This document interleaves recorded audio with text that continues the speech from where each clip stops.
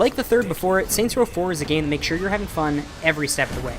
The developers at Volition have become ravenously obsessed with making sure whatever they bring to the table is as engaging as possible.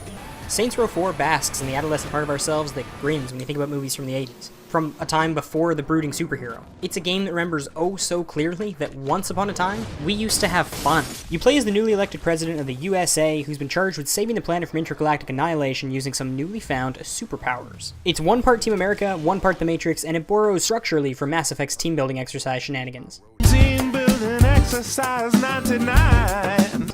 For all the lunacy that the game dishes out, its sense of farce is really well handled, and most of the jokes land without being obnoxiously referential or dead on arrival. If I had one major criticism, it's that the city is in a state of constant darkness, which I found I got a bit tired of by the end of the game. It's also got the same basic map as the third, but really, since you spend most of your time above the buildings, it's hardly recognizable.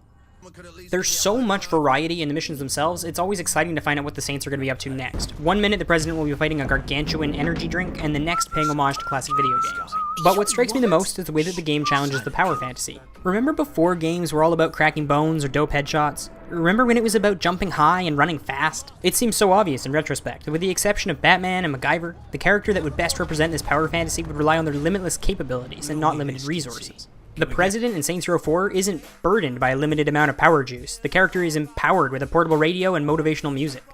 The game stands in complete defiance to quarter-popping design. It's consistently funny, and I really think you should play it.